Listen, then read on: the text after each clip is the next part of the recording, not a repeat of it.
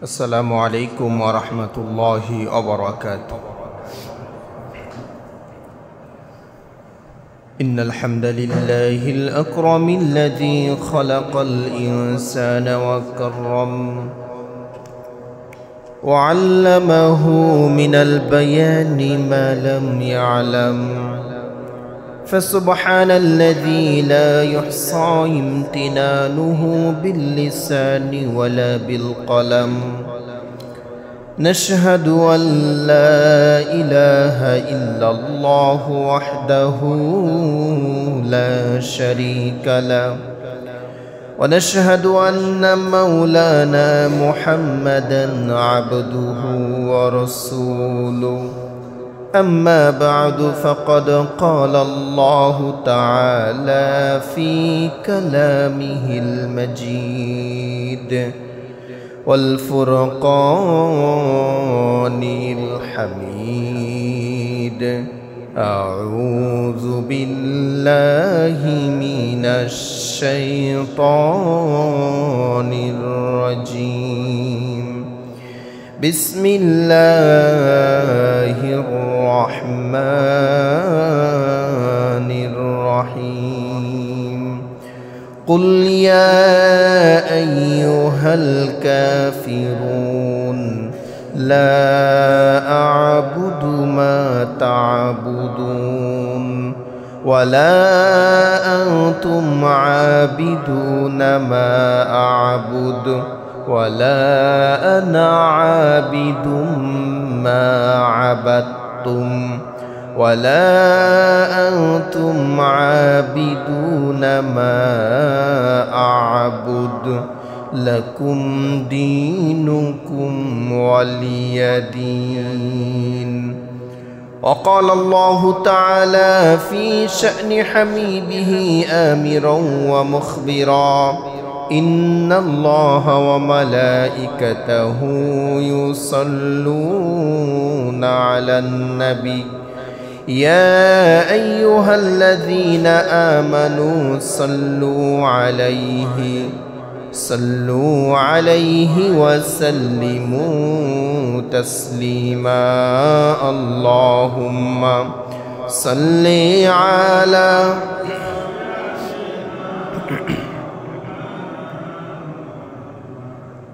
وعلى آل سيدنا مولانا. اللهم صل على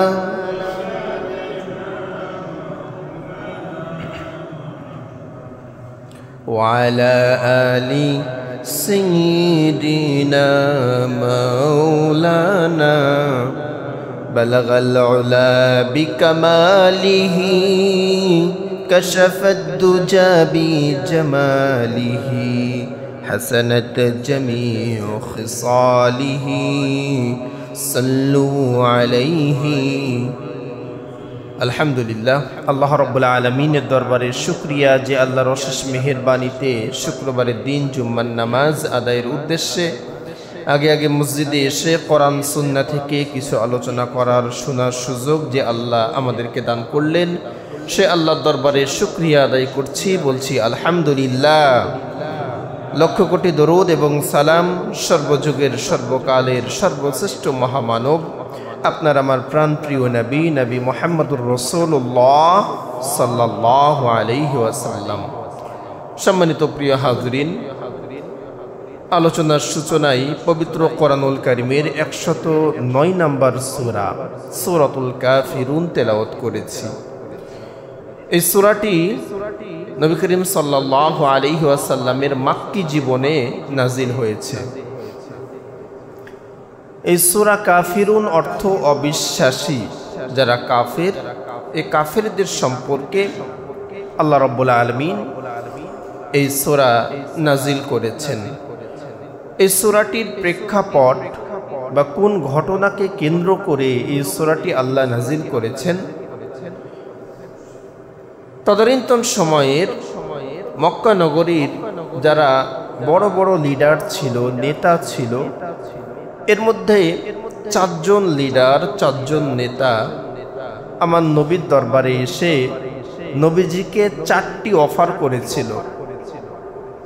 নবীজি যখন দ্বীনের দাওয়াত দিচ্ছেন, মানুষকে কালেমার দাওয়াত দিচ্ছেন, মানুষ যখন আস্তে আস্তে দ্বীনের দিকে আসছে, মুসলমান হচ্ছে, কোনোভাবেই যখন নবীজির দাওয়াতের কাজ বন্ধ করতে পারল না, তখন নবীজিকে 4টি অফার দেওয়ার জন্য 4টি বড় বড় কাফের নবীর দরবারে আসলো। এসে নবীজিকে তারা 4টি অফার দিল। এ 4 জন কাফেরের মধ্যে 1 নাম্বার ওয়ালিদ ইবনে মুগীরা, 2 নম্বরে ছিল আস ইবনে ওয়াইল, 3 নাম্বার আশওয়াফ ইবনে আব্দুল মুত্তালিব, আর 4 নাম্বার উবাই ইবনে খালফ। এই 4 জন বড় বড় লিডার এসে আমার নবীকে 4টি অফার দিল। প্রথমত 3টি অফারের কথা তারা বলল। নবীজিকে বলছেন যে ভাতিজা মুহাম্মদ, তুমি তো তোমার দ্বীনের দাওয়াত বন্ধ করছো না। আমরা বুঝেছি যে তুমি নেতা হতে চাও, তুমি ক্ষমতা চাও, তুমি অর্থ চাও, তুমি আরাম আয়েশের জিন্দেগি চাও, এজন্যই তুমি এগুলা করছো। তো আমরা তোমার জন্য 4টি অফার নিয়ে এসেছি, দেখো তো তোমার মনোপুত হয় কিনা। তো কাফেরেরা তাদের অফারগুলো বলতে থাকলো। 1 নাম্বার আমার নবীকে বলল যে মুহাম্মদ ভাতিজা, তুমি এই দাওয়াতের কাজ বন্ধ করবে, এর বিনিময়ে তুমি যদি ক্ষমতা চাও তাহলে এই মক্কা নগরীর লিডার তোমাকে আমরা বানিয়ে দিব। 2 নম্বরে তারা বলল যে শুধু ক্ষমতা হলেই তো মানুষের হয় না, অর্থ লাগে, টাকা লাগে। যদি তুমি অর্থের মালিক হতে চাও, ধনী হতে চাও, তো অঢল সম্পত্তি তোমাকে আমরা দিয়ে দিব। 3 নম্বরে আমার নবীকে তারা বলল যে মুহাম্মদ, তোমাকে আমরা এই মক্কা নগরীর সবচেয়ে রূপবতী, সবচেয়ে সুন্দর যে নারী, সেই নারী তোমাকে দিয়ে দিব। অফার কয়টা? 3টা। এই 3টা অফার দেওয়ার পরে আমার নবীজি বললেন যে এগুলো তো আপনাদের হাতের নাগালে, চাইলেই আপনারা এগুলো দিতে পারেন, কিন্তু আপনাদের হাতের বাইরে যেটা আছে, আমার এক হাতে যদি চাঁদ এনে দেন, আর এক হাতে যদি সূর্য এনে দেন, এরপরেও আমি দ্বীনের কাজ বন্ধ করব না, এরপরেও দ্বীনের কাজ আমি বন্ধ করব না। তো এই 3টি অফার দেওয়ার পরে যখন নবীজি মানলেন না, 4 নম্বর কথা বললেন যে ঠিক আছে ভাতিজা, তুমি তো বাইরের কেউ না, আমাদেরই ভাতিজা। 4 নম্বর একটা অফার তোমার জন্য আমরা রেখেছি, সেটা হলো তুমি তো তোমার বাপ দাদার যে ধর্ম, এই ধর্মকে পরিত্যাগ করে নতুন ধর্মের দাওয়াত দিচ্ছ। তো কিছু সময় আমরা তোমার ধর্ম অনুসরণ করব, পালন করব, আর কিছু সময় তুমি আমাদের ধর্ম পালন করবে। এর দ্বারা লাভ কি হবে? যদি তোমার ধর্ম সঠিক হয় তাহলে সঠিকটা আমরা পেয়ে গেলাম, আর আমাদের ধর্ম যদি সঠিক হয় তাহলে আমাদেরটাও তুমি পেয়ে গেলে। এখানে লসের কোনো কারণ নাই। যখন তারা এই 4 নম্বর অফারটি দিল, সেই সময় আল্লাহ রাব্বুল আলামিন এই সূরাতুল কাফিরুন আমার নবীর পরে নাজিল করলেন। আল্লাহ রাব্বুল আলামিন হযরতে জিবরাইল ফেরেশতার মাধ্যমে পবিত্র কোরআনুল কারীমের 109 নম্বর সূরা সূরাতুল কাফিরুন আমার নবীর পরে নাজিল করলেন। আল্লাহ রাব্বুল আলামিন বলেন, কুল, হে নবী আপনি বলুন, ইয়া আইয়ুহাল কাফিরুন, ওহে কাফেরেরা, লা আ'বুদু মা তা'বুদুন, তোমরা লা আ'বুদু মা তা'বুদুন, তোমরা যার ইবাদত করো আমি তার ইবাদত করি না। ওয়ালা আনতুম আ'বিদুনা মা আ'বুদ, আমি যার ইবাদত করি তোমরা তার ইবাদত করো না।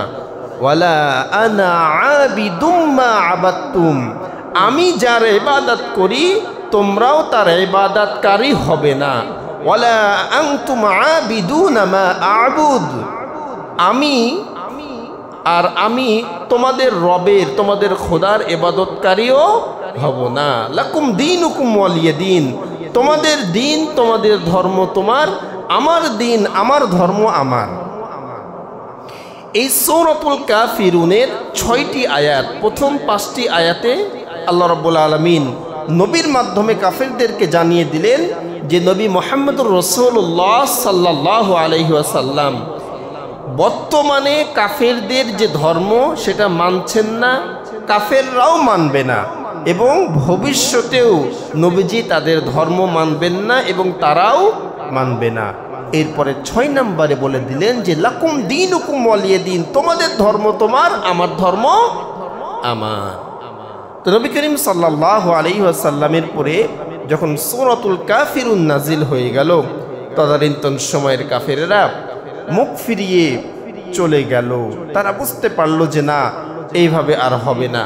পরবর্তীতে আমার নবীর পরে বিভিন্নভাবে তারা আক্রমণাত্মক কাজ তারা করলো, নবীজিকে কষ্ট দিল। নবীজিকে এত কষ্ট তারা দিয়েছে, আমার নবীর জীবনে এই দিনের দাওয়াত করতে যে এত কষ্ট তাকে পেতে হয়েছে, যে কষ্টগুলো পূর্ববর্তী নবীদেরকে পেতে হয় নাই। তারপরেও নবীজি দিনের দাওয়াত বন্ধ করেন নাই, এক মুহূর্তের জন্য দিনের দাওয়াত থেকে নিজেকে ফিরিয়ে রাখেন নাই। আমাদের ওপরেও যদি এরকম বালা মুসিবত আসে, আমাদের ওপরেও যদি দিনের পথে থাকার জন্য পরীক্ষা আসে, তাহলে পরীক্ষা দিব, কিন্তু দিন থেকে বিমুখ হব না। একবার চিন্তা করে দেখেন, নবীজিকে যে 3টা অফার তারা দিয়েছিল, তুমি ক্ষমতা চাও দিয়ে দিব, অর্থ চাও দিয়ে দিব, সুন্দরী নারী চাও তাও তোমাকে দিয়ে দিব, কিন্তু দিনের দাওয়াত তুমি বন্ধ করো। নবী আমার এত সুন্দর অফার গ্রহণ করেন নাই। 4 নম্বরে যে অফারটা দিয়েছিল, আমাদের সমাজের কিছু মানুষ এই যুক্তিটা দেয় যে নবীজি যদি 4 নম্বর অফারটা গ্রহণ করতেন, যে কিছু সময় তারা আল্লাহর ইবাদত করবে আর কিছু সময় নবীজি তাদের ইবাদত করবে, তাদের মূর্তির ইবাদত করবে, তাহলে হয়তোবা তারা ইবাদত করতে করতে, নামাজ পড়তে পড়তে তারা হেদায়েত পেলেও পেয়ে যেতে পারত। এরকম একটা যুক্তি কিছু মানুষ দিয়ে থাকে। নবীজি যদি তাদের অফারে রাজি হতেন, কিয়ামত পর্যন্ত একটা বেধর্মী, একটা কাফের মুসলমান হতো না। কেন হতো না? তারা তো দিন গ্রহণের উদ্দেশ্যে নামাজ আদায় করত না, তারা সত্য পূরণের জন্য করত। আল্লাহ রাব্বুল আলামিন পবিত্র কোরআনে বলছেন, ইন্নাস সালাতা তানহা আনিল ফাহশাই ওয়াল মুনকার, নিশ্চয়ই নামাজ মানুষকে ফাহিশা কাজ থেকে বাঁচিয়ে রাখে। অবশ্যই যদি নামাজ কবুল হয়, যদি না হয় তাহলে নামাজিও গুনাহ করবে, ফাহিশা কাজ করবে। তো আপনার ইবাদত কবুলের পরে আপনি ফজিলত পাবেন, তো তাদের তো সত্য পূরণের জন্য তারা হয়তোবা ইবাদত করত, এজন্য কোশ্চিন কালেও তারা সঠিক দিশা পেত না। তো যাই হোক, নবী করিম সাল্লাল্লাহু আলাইহি ওয়াসাল্লাম কিন্তু তদানীন্তন সময়ের কাফেরদের অফারগুলো গ্রহণ করেন নাই, মূর্তির সামনে যে তার মাথাকে নত করেন নাই, নিজের ইমানকে বিক্রি করে দেয় নাই। কিন্তু দুঃখজনক হলেও সত্য, ওই নবীর উম্মত হয়ে আমরা আজকে মূর্তির সামনে মাথা নত করি।